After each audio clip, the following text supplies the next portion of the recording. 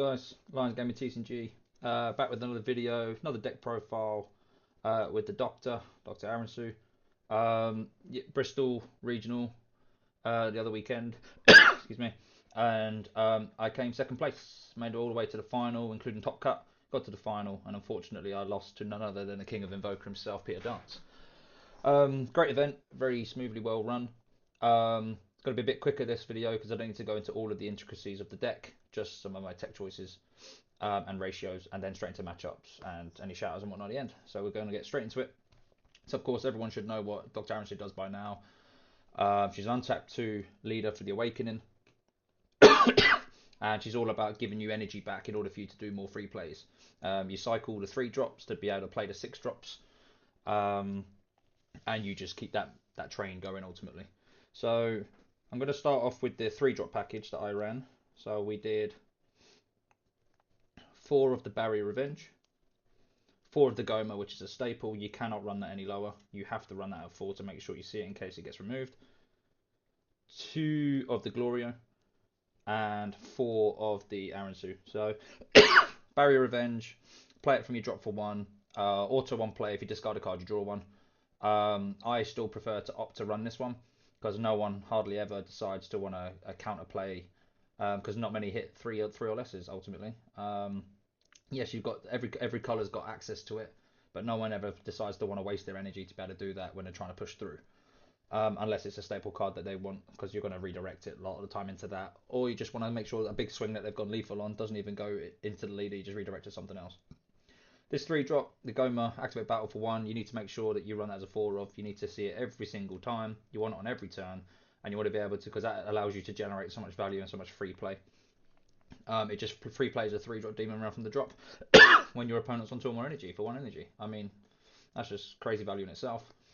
And then you can do leader skill to discard, pick up the Goma or any of your 3 drops to then free play a 6 from the drop, and you +1 in hand every single time you cycle. So you want to make sure that you do that all the time on both turns, because otherwise you're going to lose value very early on and your hand size will be quite small. Arinsu, she's a beast in the deck. She allows you to swing at least twice with your 3 drops, including herself, the Z Battle card. Deflect Barrier, so she's a staple piece in the deck that you need on board because she generates excess value if she stays on board. However, still paying 2 to play her out, and it's the first in-round play. She's a 1 energy 15k that can swing twice or make something else swing twice as a 3 drop that draws a card and takes up to 1 life for yourself Awakener. And then of course the difference this time round in my list that I run different from Seville in Spain was I decided to tech in 2 of the Glorios. The reason why I decided to tech in the Glorios, it was more for going second more than anything, so I can still continue to put on momentum whilst trying to push through any kind of floodgates like against blue, because a lot of decks like blue, or any deck that has access to things like Prospect hurts this deck turn 2, especially if it goes first. Yes, you can extend into different lines of play, but you don't get maximum value. You end up just kind of passing with energy open potentially. There is way rounds that going first against cards like Prospect. But going second, if you get prospected, this is where this kind of came up, because you'd pay 3, so you'd burn marker to play this. Auto 1 play, as long as it's not played by any skills. It lets you ramp the top card of your deck. And again, because he is a Demon Realm, he'll proc leader skill. So if your leader's on his backside and this is the first card played, you get that permanent energy that you ramped. So you're going to get 1 open, and that gives you the energy you need to do the activate main to be able to draw a card, bottom deck something, and then this of course gets 5k for until the end of the turn. This is another 3 drop that you can restand off of the Arinsu. It's also got barrier until the end of your opponent's turn when you've played him. So it's quite a sticky card. So again, you're going to generate yourself potentially two barrier cards if you've gone second on turn 2, and your opponent's got to try and respect which one they're going to try and clear first if they're able to. Otherwise, if this sticks around another turn, it's another pay 1 energy defense next turn, just to draw another card. So you +1 in hand straight away, and then you bottom deck something on the board, and then you're getting 24k swings. It is deflect all attack, so again it's another 3 drop that you can do the skill off the Arinsu, so you can literally swing this card 3 times, which I think is crazy value. And in theory, if you do it with the marker and you pay the extra energy, that's 3 24k swings. So that's quite a lot, and you still haven't done leader skill to bounce a 3 drop yet. So that was one of the changes that I made. I actually really like this card.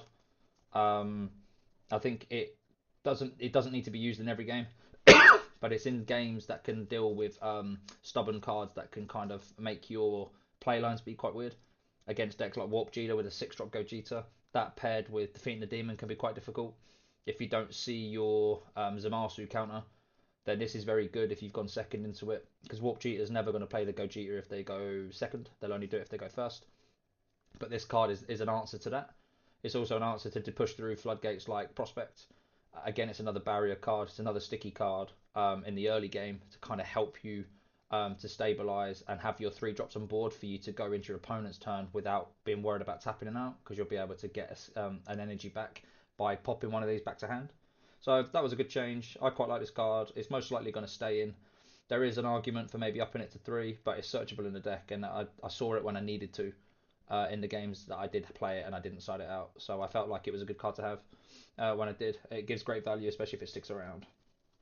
My 6-drop package, it's a 4-2 split. I'm pretty sure I run the same split in Spain. I was testing it as a 4-3, but then I felt like I was seeing the 6-drop too much. Redirect, everyone knows, it's an activate battle once per turn, not limit 1. But these are the 2 cards you can play off the leader skill once you bounce a 3-drop to hand. This allows you to, they both draw 1 on play. This allows you to redirect and attack once per turn. And what's good is at times if you establish more than 1 on board, you're able to do multiple redirects and still do leader skill as long as you get 1 back in the drop if you haven't already, to then free play 1 back out and draw a card, and then get another redirect as well. Got to be mindful though, playing into certain colours, i.e. red's not a problem, and green's not a problem, yellow's not a problem. You could leave them there all day long because they're only going back into the deck, back into the drop. Against black, you got to sequence completely differently. You can't leave them on board too long, because they're going to slowly chip away and warp them, and then you've got no way to get them back. And also against blue, it can be quite tricky at times as well, because they'll bottom deck everything. So you need to be careful on how you approach them 2 matchups. You just want to make sure that you've got them on board to do what they need to do, and then get them off the board ideally as soon as possible. And then you've got the other 6-drop, which is on auto on swing. You bounce a card to hand. Normally this is to target any tokens, any Z battle cards. It's just to take a stubborn piece off the board. And again, Gogeta and cards like that have to respect it, because if you don't, and like Invoke or anything like that, they need to respect it, because if they don't, then on swing it's just going to bounce something and it's going to disappear. So that's kind of the main part of the engine. And then we're going to go, excuse me for the cough, it's not been well. Couple of tech cards. These are kind of like your boss monsters as such that we tried out. 2 Broly, 2 Oob, and 1 SGR. In Seville, I didn't run Oob at all. I went with 3 Brolys and 2 Emotional Blows Trunkses and 2 SGR. But with how some people forget about playing around Oob with the Z energy side of things, and some decks need Z energy to kind of play the game, i.e. Panzino, Nuova. There's so many decks out there that need Z energy. So I just felt like there was space for the Oob, and with its wide removal to be able to Z charge 3 things from the board or from their drop, and it's also a good answer into the decks that are also sided in Koitsukai. Just being able to be like, yeah, I'm going to yoink the quits out, and now you're going to have to spend something at first in order for you to then put it back into the drop, and then spend another energy to use it. So to me, that's value. 30k double, draws a card, replaces itself. 35k single into a 35k double. You can play it as soon as you've got 2 blue energy. It doesn't matter if you're even on turn 1 and you burn marker. You can play this as long as you've got 2 energy, and it's colorless. A 35k swing. The activate main is to bottom deck something. You only get its restand and double strike if your opponent's on 3 or more. But sometimes there's sticky situations where you might be like, I'm forced to play this early just to kind of help stabilize the board state. That didn't come up much, but there is always potential that you might need that, and it does come up from time to time. And SGR is mainly in there for the stubborn side pieces, really, or against Warp Jeter and stuff that run a lot of 4 drops and 5 drops. Anything small low to the ground that can be like, I don't know, punishing for you. I have I'll go into the sideboard, but there is another one of these on the side, so it was kind of like an easy ratio fix on when I would side in, side out to make it easier for me. But yeah, I think the Oobs, there's potential I could probably move the Oobs to side because it doesn't come up in a lot of games. It's only in some games you can actually get the full value off of it. The Broly is always online, so the Broly is a good beat stick. So that's something that could probably remain in the main, and the SGR is definitely something I want to keep in the deck because I just feel like it gives good value defensively, especially when your opponent starts playing side pieces, and they start drawing into their side pieces BMS, um, eh, your the one drop Kai that people have started to bring back. These are all the SGR answers all of that, so they can do that all day long. Play them thinking they're safe, and they're going to waste my energy. And then as long as I make sure I play reactively with the energy I need, then it'll just be like SGR clear it. And then I proceed to do the rest of stuff that I wanted to do, where they probably thought paying that one's going to be enough for them to stop me doing what I wanted to do. So Unison package. So Pansy ratios are still the same, 2-2 split of the Pansy and the Unisons, but I have tried a different Unison this time. So two Pansies, which is just a fantastic card, being able to dig into the deck and deck thin a bit better. Or you can play it from hand, doesn't matter. But tap two, or you can even use it as negate and play Unison defensively if you don't think your opponent's going to do anything else that turn. Especially because it only plays the Unison out with one marker with a specified cost of two. Or you can just use it as a tap two, draw a card. But again, it's a Demon Realm off leader skill. Then you're able to draw a card from her, and then the leader skill will get the energy back. So essentially, it's only a one cost, which I think is great. This time we went with one teaming up droids. Last time in Spain we ran two. The card is still absolutely broken. I moved one out to side just purely for red to help me generate the energy. So it was like an easy the one I'm about to show you take out for the one that I put back in from the side just to go against red, or if I really needed the energy. And the spice I'm going to call it, the one I wanted to try, which I think is fantastic, is the Silent Strike Vegeta, Super Saiyan God Vegeta. Two cost Unison as well, so you play that off the Pansy, or if you just draw into it, you can pay two. It's got Empower 3, so in theory, if you had this Unison, which is generally quite sticky anyways, if you saw another Pansy, or you just had this in hand and you paid two to hardcast it over an Empower on top of this, it's coming in with five markers. 4 or 5 markers, and then that's when we can get to the minus side of the skill. But Empower 3, 15k, it's got a +1 and a -X. The +1 is a draw 2, and then place 2 cards at the bottom of your deck. It purely went in there because the deck doesn't draw a lot. It cycles an awful lot, but doesn't plus or draw a lot. This was just another way to kind of see new cards earlier. And every single time I used it, it gave me value. Um, and in every game, I would always look for this one first, unless I went against red, where I'd side this out and then put a second copy of teaming up in. But being able to draw two, bottom deck two, that just dug me 2 cards deeper, and 9 times out of 10, them 2 cards were the cards I either needed to kind of progress with my turn or push forward, or I needed something for defense ready for the clapback ultimately. A lot of the times this would draw me into the cards like my secret rare, a super combo, a card that's not searchable, which is just value in itself, outside of how consistent the deck naturally is anyways. Um, I really like this card. There's an argument where I'm almost tempted to just put two of these in and continue testing with two and see how that goes. However, that's going to be testing to kind of figure out which way is the best way to approach finals, depending on what we expect. And there's not going to be much change either. So that's the Unison package. I wouldn't change this. Besides testing some ideas out, there is some ideas that I've got lined up that I want. Now I've got a bit more time. Now that I'm focusing on finals, to start looking at different things that I can try out, combinations. And so far, I like what I've been doing um, since the weekend because already we're straight back on the grind. Um, but yeah, all right. Um, but yeah, this card in itself is great. Secret Rare change from Spain. Spain, I was running Beast Gohan. I still think that's a fantastic card. Um, but with the way how I approach the deck and how I play the deck, I play very aggressively, but I also play very hand control like. I'm a green player at heart, can't help it.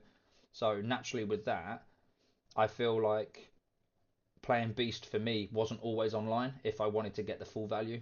At times it was against the decks that draw a shit ton, but there's a lot of times it's not. So I've decided to test this out literally 2 days before Bristol. I started testing this secret out to try and change the way how I would play and how I'd approach the game. And I'm glad I made the change. I still think there's an argument for both. I don't think either one's better than the other. I think Beast can close out games earlier, turn earlier. This can make you survive by the skin of your teeth, force your opponent to think you haven't got a response, and then it's kind of like, okay, yeah, you've now tapped out, or it's all about timing with this card. I think if you do this at the start of the turn, it's crap, it's pointless. Yeah, sure, depending if you time and whatnot, then you've got them kind of issues as well. But doing this at the start of the turn to stop your opponent from attacking, that's fine. They'll just play defensive themselves and keep enough up to be able to deal with how aggressive you'll be, and then you'll potentially die on the clapback. So I think this is all about timing. This is a timing SCR, but I do believe that this is a very good secret rare, and I think neither one of them is correct for the best. I think it all comes down to playstyle. My super combo lineup remains the same: 3 Glorio and 1 Kefla. This just catches people off guard so much with the lack of removal that the deck naturally has. I think having this in there as a one-off, I just think it's cute, and I think it's there. I did it in Bristol. It worked very well in Seville. There's an argument where I'm almost tempted to do a 2-2, or I can try out some other different super combo mixes. I just like this card for this deck just because of its surprise removal. It worked in the final round of Swiss where the guy's playing the Wover and he's done the 9 drops Sin on top of the 4 drop, therefore blanks all of my stuff coming in. He got greedy. I would say he got greedy and swung with it because he needed to close the game out that turn. He had to because time was becoming a problem. He was on, I think, 1 life or 2 life, and I was still sat on 4. And it was the late game. It was like turn 5, I think, or something like that, turn 4, and he needed to put pressure on. And I had this in hand to be like, yeah, sure, I just won't play nothing. I super comboed out of the attack and then just bottom decked it. Yeah, sure, he draws 2 cards, but his key piece that really does affect this deck is completely off the board, and there's nothing he can do about it.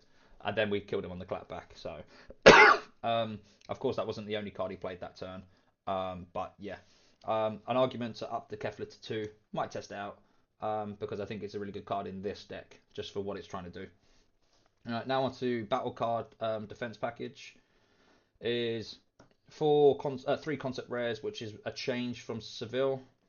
4 bombers remain the same. 4 defending friends remain the same. I still think this is the best floodgate for the deck, unless you go down the Unison route, like heavy Unison route specifically. And 4 D magic. Coits is still a problem for the deck, and what I really like about the concept rare is it helps get around that. It's also what the deck I feel personally needs. From Spain, there was always that one card I felt like I was missing, which was just a cheap double striker to close out the game earlier. And that's exactly what this does. It's for free if it's the first demon round played from leader skill. So what's crazy? A 25k double strike that will hit board because it's got deflect. Yes, you can proc the revenge, and the good synergy with this card and the leader is you can tap 1 to do the counter attack with this, redirect the attack. As long as you already had 1 open, let's just say you pass a turn with 2, your opponent swings with something, you do tap 1 on this to play it, redirect the attack. Leader auto procs for you to restand an energy, and then you can tap 2 to pay for revenge there and then because it's now become the guard card. So that's just crazy, and draw another card to replace itself. So that's great. I didn't really do that a lot. I didn't really do the whole revenge crap. I did with this card. I always did it just for the redirect the attack if they're trying to swing into a Unison, just to open up the opportunity for me to do a cycle that I wanted to get some cards in hand and just kind of re-establish my board. So great card. I'm glad I included this, and if that will be remaining. I think 4's too many, and I think there's an argument between 2 or 3 just because it's searchable in a deck, but you do always want to see it, and it helps you push through the red explosive dancer stuff because it's 25k, whereas most of the deck are 20. So Bulma, that's a must. You need it as a 4-off. It stops the decks that needs the energy early to be able to awaken or to play out the extras, the Unisons. So it's a great card, and it's a top 5 search, and it grabs super combos. What's not to love? Defending Friends remains the same. I just think that's a good, because we always go into the Z deck and play out the Goma a lot of the time, and I just think that causes issues to your opponent, because that's a card they always want to focus on, and if they don't have removal straight away, then they're forced to have to swing first, generally with a leader card or a Unison or something first, and then that just gives me value anyways. And then the last negate is D Magic. Everyone knows what that does. And then finally, the last 2 cards in the deck is True Beerus Destroys. So I didn't have these in Spain at all, and after Spain, even though we still got top 4 in Top Cut, we lost the final round due to time against my teammate, a very good friend. The issue I had was I felt like when people were siding things in, I felt quite limited in regards to my removal package in Spain to kind of clear sideboard pieces. So the inclusion of this was decided because it'll clear things like BMS, the East Kai that people are running, especially against this deck because East Kai hurts his deck quite a lot.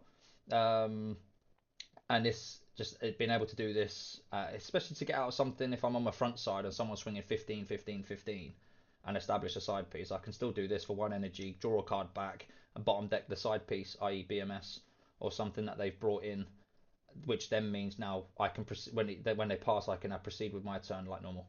So I think in that respect, it worked quite well.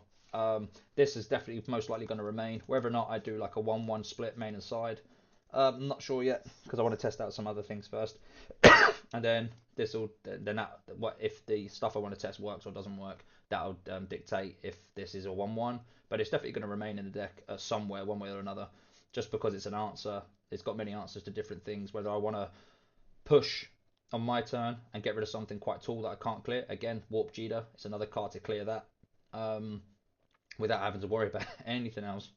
So, yeah, great card. Um, it's 51 card list. It's the same size or deck size that I had in Spain. I feel like that for me, it's a good sweet spot. There is probably an argument you might be able to up it to 52, but I do think that'll affect consistency a bit, especially from my own testing. I didn't always see what I needed to see on curve, early game or not. So I feel like 51's been good for me, and 50, you always want to get it as close to 50 as possible, just for consistency reasons. So, and Z deck, I'm pretty sure the only change to the Z deck this time, I think, is Unison really. So Spain was slightly different to this. There's a lot more one-offs, but this time I've gone with two Dabura, two androids because yellow is prevalent at the minute. Um, but it's also just such a good card to help you to kind of just continue with the hand control aggression side of things. So 20k double, or just to kind of help clear a stubborn piece on the board that might be causing them all the value they need, i.e. Invoker, for example. If I'm struggling to kind of remove the 6-drop Great Priest, then this can just be like, yeah, see you later. However, you've got to be careful because it does cost you 3. So if you haven't played a Demon Realm or if you've already played a Demon Realm that turn, then you've got to make sure you have a 3-drop stable on the board ready to go for next turn, unless your opponent clears it. Or you've got to make sure you've got another way to untap energy, i.e. Sparking D5, D Magic or something like that. So um, that split I'd keep the same. Sell, and then of course 4 of the Goma, and then it's one Surmounting and one Mighty Blast. The Burrow I'd keep in there.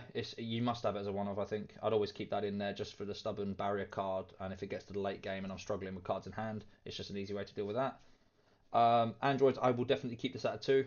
I think that's the right number for how I approach the deck and what I get, what I bump into, especially because a lot of negates and floodgates still are battle card related. So black being so prevalent with Panzino, this is another card to get through the Bardock Tenacious, swing something big with that, and then of course extend this way. Cell's a card that I'm not sold on. I was running, I think in Spain I run this and the Beerus as a one-off, and it was one Unison, one Android Unison. This was in there mainly for the wide boards to kind of prep ready to go, for anyone that goes really wide like Warp Jeter and stuff. But to be fair, I never felt like I was in a position where I needed to play it. You can do it against Arinsu and mop up the board, but a lot of the stuff have barrier now. Um, I just never felt like I was in a position where I needed to use it to get maximum value. If anything, the reason why I would play it is just because it's got deflect, so it's hitting board, and it's just 2 swings ultimately, as long as there's one card underneath, regardless of the triple strike or not. 4 Kingoma, it's just there. You need 4 because you're going to be spamming these out so much, depending on how you've approached the matchup. But for me, I quite like this card a lot. I think it gives so much value, and it's a 1-1, especially if you've got 2 Demon Realms on board. Going back to the cell, actually, yeah, the other reason why I thought I did put a cape in there actually was because it's a good answer for some of the sideboard pieces, as well as the counter cards. Like green's got the green Goku counter where I can't bottom deck stuff. This just sucks it off for the board, um, and so on. So yeah, that was the other reason why I included that. Surmounting's there just for awakening consistency to make sure that I've got an awakening on demand, regardless if I see my Arinsu or not. And I will always extend to an Excelf Awakener like this if I will always awaken turn 2 guaranteed. I'm never going to hold off my awakening. I always want to kind of commit to the value of I need to swing. I need to kind of clear the game up earlier, sooner rather than later. So 9 times out of 10, I always extend into this unless I can't do it. Um, or because if I whiff off of my top searches to kind of grab the Arinsu, because they're the kind of the two main ways to awaken. Arinsu, your opponent attacking you in this. There is other ways that I wanted to try out. There is many different ways to do it, but I just don't think they give you the same value because you still need to draw into it. And then of course one mighty blast. I did try it too. It was too much. I personally sometimes find it in games where I struggle to establish one. So yeah. Um, so yeah, but you must run one in case your hands is all gone. Energy marker. So sideboard was one, like I said already, one teaming up to 1/1 swap for the Silent Strike Vegeta just against red. I never brought it in otherwise. Two Pilaf My Shoe. That was mainly for the stubborn decks that kind of keep the barrier cards, but they don't swing, so I don't get a chance to do my redirects into like a barrier revenge, i.e., 4-drop Sin, because Nuova's quite a tough matchup. It is if they establish the 4-drop. There is ways around it, but it is a you do have to be mindful of it. Um, so this was just an answer to that. This coupled with the SGR. Granted, you've got to see two cards, but the deck's consistent enough for you to see the pieces when you need to, for the most part. Um, but that was mainly what it was in there for. Or again, it was another negate, well, attack. But this is good if your opponent, if you don't think you can awaken guaranteed turn two, where if you do a Bowman negate to stop them generating Z energy, then this is just another way for you to let the attack continue, still take the damage, but also try and make it hard for them to combo in order for them to generate Z energy, which is what I quite like about this card. However, potential it might get cut because I didn't use it a lot. I think I sided it in against the Nuova decks. To be fair, it might have been just that, but I'll have to go over my matches and it will remind me. Zamasu counter, just as everyone knows, just against red. Um, a lot of people, I think, would probably plan to side us in an Evoker. I think there's an argument not to after games and testing. I think there's an argument for it. I think it's still a very good card, and it might force them to go down a different route. But with the answers a lot of colours have now, this is quite easy for them to remove a lot of the time. But mainly for Warp Jeter and decks like that, and any other red deck, because any other red deck really struggle outside of them going into the Z deck and stuff. So and we're quite good at denying the energy sometimes, unless we're going full aggro. So one Tamagami, this is the number one. This was there mainly for TN, just to be able to clear the board, clear all the tokens, so they can't do any of their free plays, and it doesn't make every swing that I try and make or every defensive thing they do 20k for me to push through. And again, it's just a stabilizer. It's just a piece to help restabilize my board, my opponent's board, so I can then try and see how I can then now take the turn going forward. I mean, it's still a great card. It's a 6-drop 30k with barrier. What's not to love there? But playing these cards, you lose so much. You lose a lot from hand, in respect of you have to KO a 3-drop on board. You have to also discard a card from hand to play it. So you've lost two things just to play a 30k. If there was no discard or if there was no KO, I think it'd be fine to do the discard because it's consistent with the deck and what we want. But I think you lose a lot by playing the card, but at the same time can give you the same value if you play it in the right decks, against the right matchups. Ratio fixture, SGR, just a second one in here, just to add again for the matchups, like I said. But it's mainly, to be fair, I'd probably side it in most of my games I did because a lot of people, it's just another answer. I wanted to make sure I made the deck consistent, but I also wanted to make sure I had enough answers that I could see when I needed to deal with the sideboard pieces that my opponents were siding in. So I was trying to think of what would counter their counter, and it's cards like this, Beerus Destroys, things like that, would make it just that little bit harder for them. Um, one of my games against Frankie, teammate and Italian brother, that's exactly what I did. I held on to my SGRs to make sure I used them to bottom deck his Kais every time he played them. He'll try and play his turn out. He'll swing. I'll let the attack go through, and I'll do SGR, clear it, and then I've still got a 3-drop on board for me to bounce, and do the leader's loop to be able to get the energy back after I've cleared that card, and then I can proceed to do everything else the rest of that turn without losing or being taxed. So that was the main thing it's then for. Desperate measures. It's mainly in there for Mill, just to stop their Oceanuses, all that sort of crap coming down. Topos a lot. I know it goes back to hand, but if you're spending 2 energy to do it, you're not likely being able to do it again, unless you're against decks like Zamasu Mill in the late game, or decks that are willing to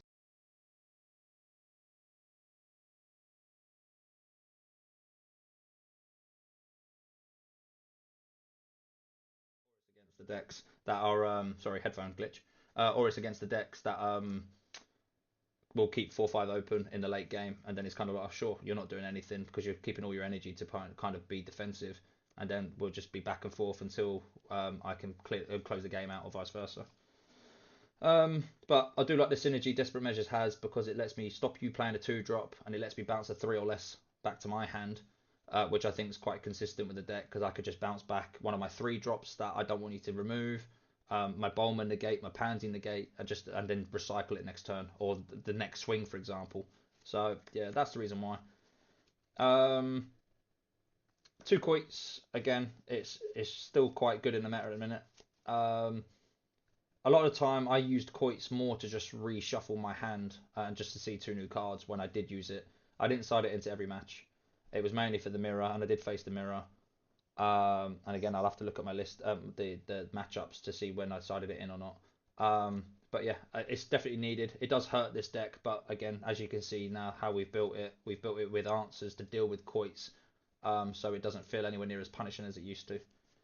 2 Heavenly Wizards. That was mainly for Saiyan Man, or anything, and Belmod and stuff that play big 30Ks turn 2, to save me having to waste resources to be able to clear it.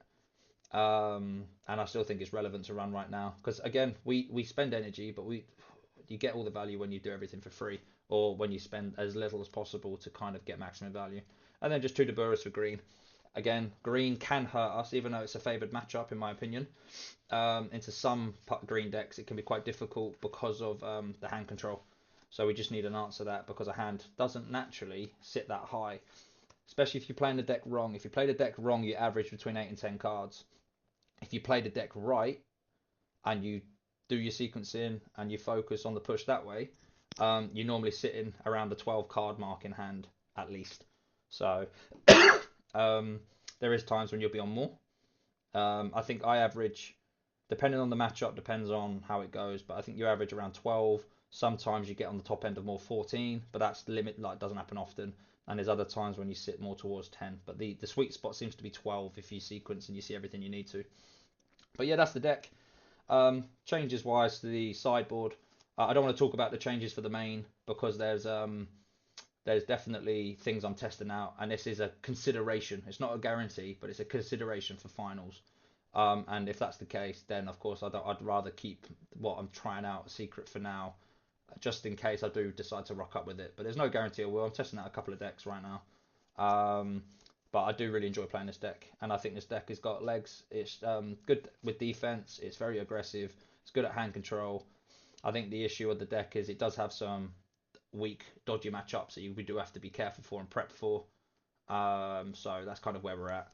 But I'd probably sidewise, I'd probably cut the Quoits. I'd probably cut the Tamagami, to kind of put in other things to kind of deal with different board states, I think, or different matchups. Because I don't, TN's a tough matchup. It does depend who goes first or second. Usually, it's better for Arinsu to go first, and then shut them out of getting any value, so they can't do their Z extra, and that's the only way they could awaken. If they go first, it's quite difficult for Arinsu, but defensively, Arinsu's better than TN in my opinion. But yeah, there's lots of different things. But yeah, that's the deck. I'm just gonna go over my matchups quickly.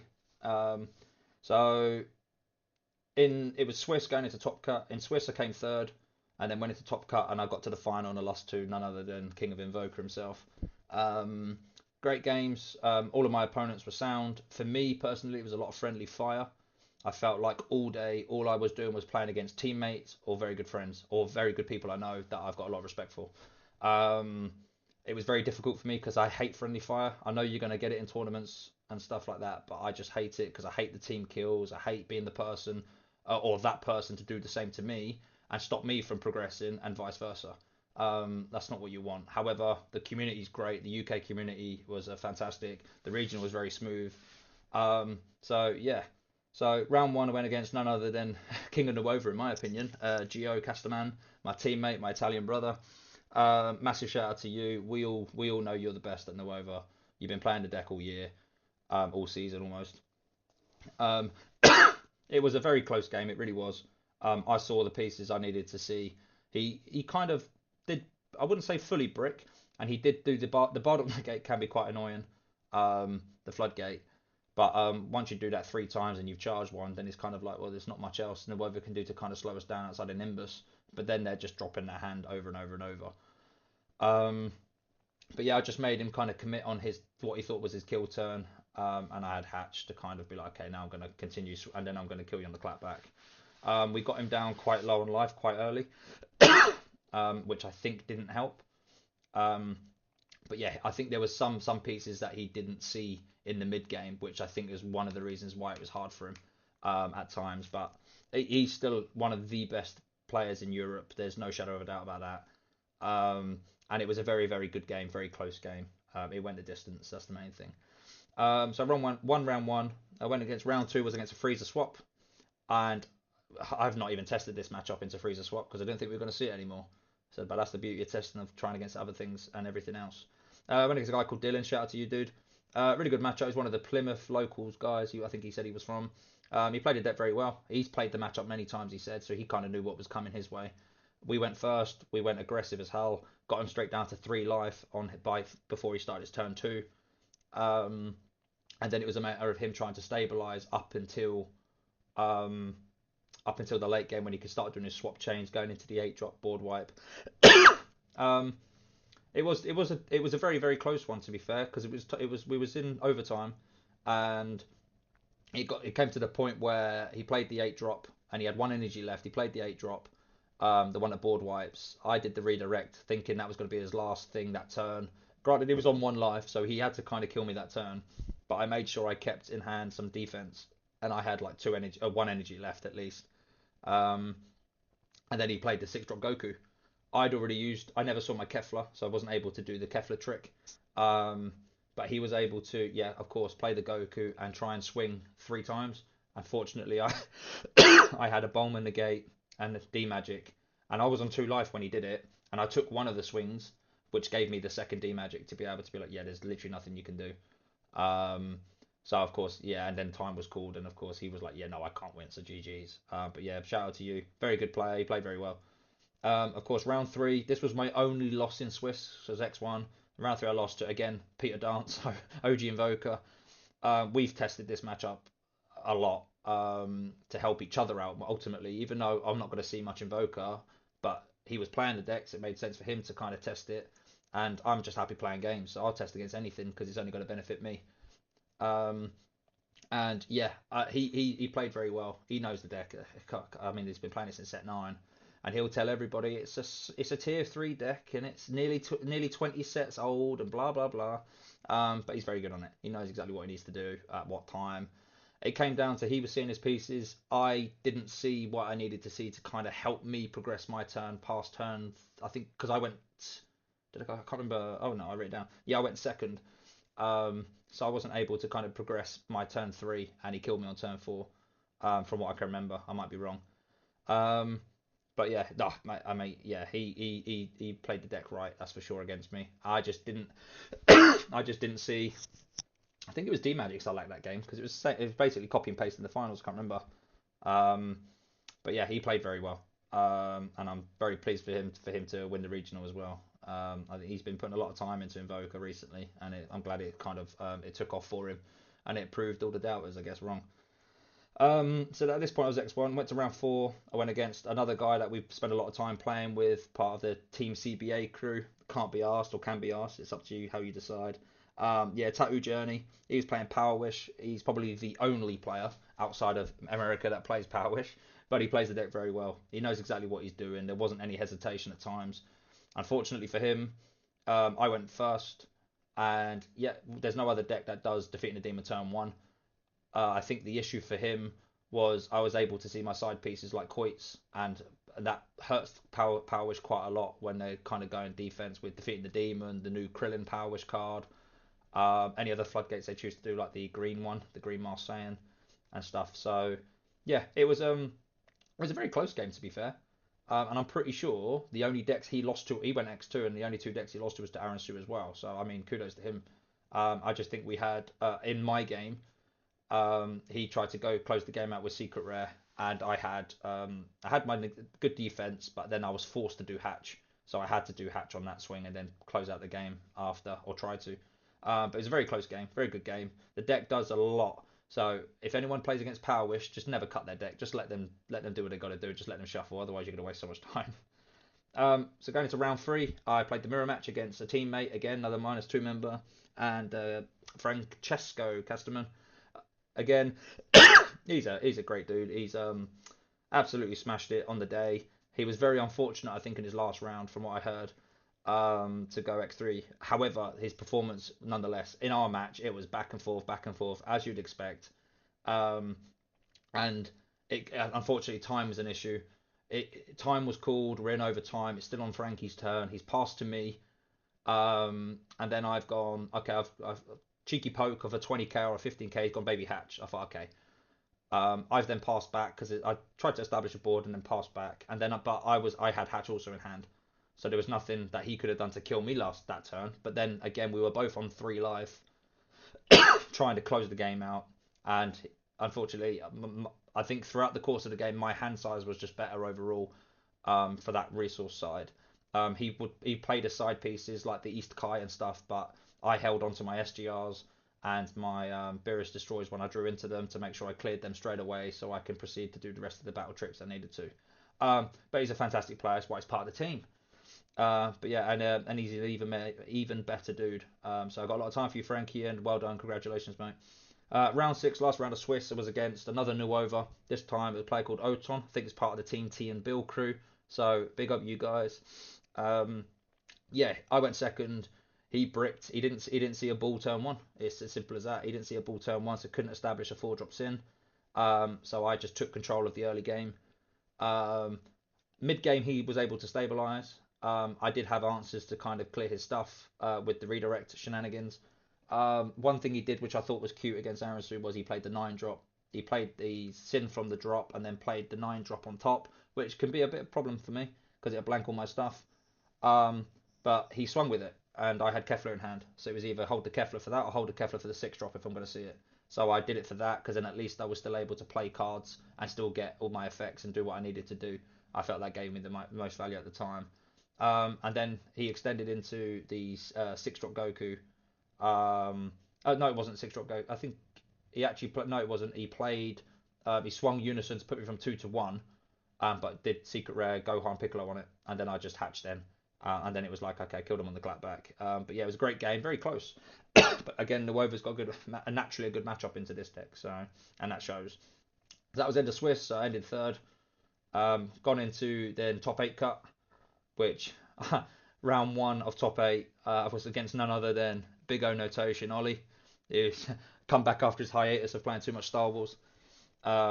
Yeah, he was playing BT18 Shroom and Salsa, and if anyone knows Ollie, that's one of his pet decks. It's one of his decks outside of Blue and Green Bojack that he just loves, and he's very good at it.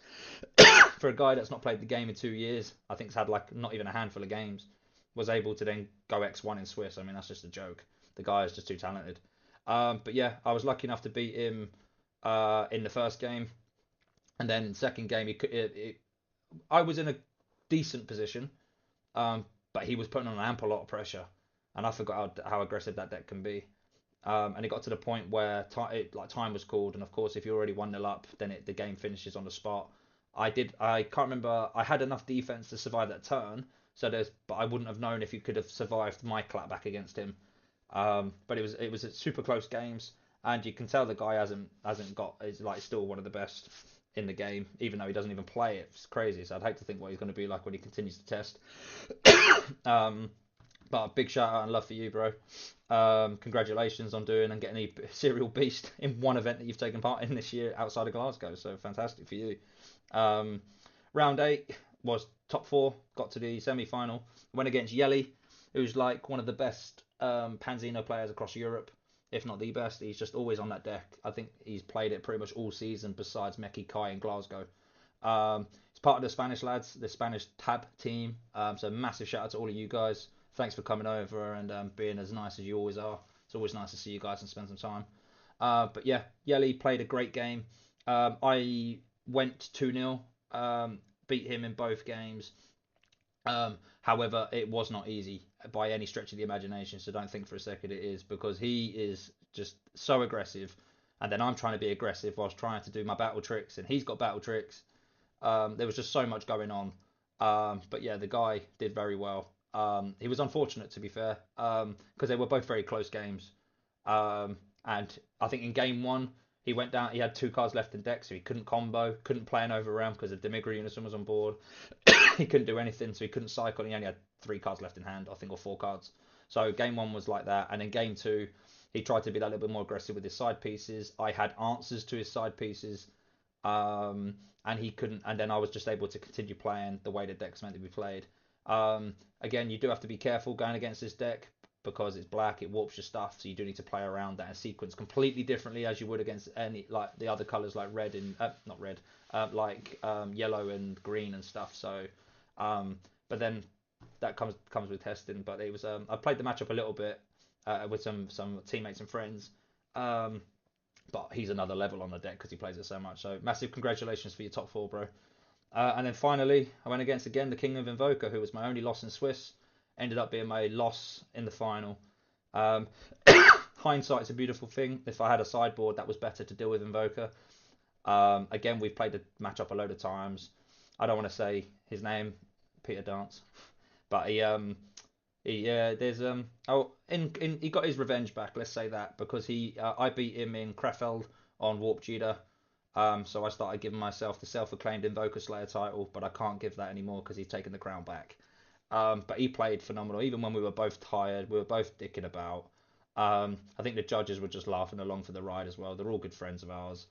I was very close to closing out game one, game one, but I was just lacking on one final thing to push through and close the game. Unfortunately, that could have been a missequence on my part where he was on 2 life. I should have swung a double, but I didn't. I swung a single. He took the life, which ended up being a negate. But you're not to know these things. And nor was I. And then, of course, game two was much better for him. He was able to kind of just do his new approach to the deck, and I didn't see a single D magic. D magic and super combos are the things that help you win games, especially with Arinsu, and I didn't see them. But that doesn't take away anything from how well he played on the day, and it's well deserving with the fact that he made it all the way to the final. I think he lost 1 game in Swiss, and that was it as well because he played against a deck he didn't know what it did. But then he goes ahead and takes the event anyways. So he's one of my biggest testing partners, if not the biggest testing partner. We're always playing games as well as with other people and other friends we play with anyways. And I think naturally he's made me a better player anyways. So that's probably the nicest shout you're going to get from me though, Pete. But I'm going to get my revenge, bro. Next up is finals, guys. So make sure you get your games in, get testing. We want it to be a big event, a good event. We want to see everyone. I want to see everyone. I want to spend time with everyone. But my shout outs, I'm going to end with shout outs now because I think this video still, again, as always, goes later than I always want it to. -2 lads, i.e. specifically the -2 lads will be Joe and Frankie, the Casterman brothers. If it wasn't for the 3 of us, 2 -2 wouldn't be still so strong.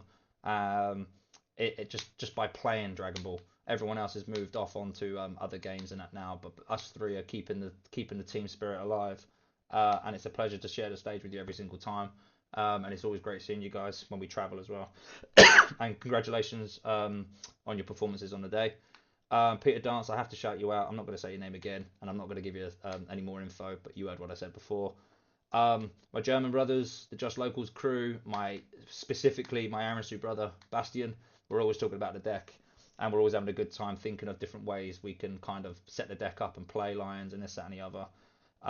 Can't reveal everything though. We've always got to keep something in the back pocket just in case. But yeah, massive shout out to you and all of your crew. The rest of the -2 lot and friends that came to Bristol, Ollie, Andre, even Jamie coming down for the first time he's played in ages as well. Same with Andre. Team T and Bill crew, Axel. I don't know all of your guys, but I'm pretty sure it's you, Oton, who I played, Joe. I think Wills is one of your crew as well. It was really good to see you guys. And of course the Spanish lads. How can I not shout out you guys? It's a shame Grandpa wasn't there. Hopefully we'll see you in finals, and good luck to you guys in I think it's Chill or Chile. But it was great to see all of you, and congratulations on your finishes as well. But yeah, that's enough from me. It's gone on too long as always. So look forward to seeing everyone in finals. Get your practice in, and peace out, and see you on the next one.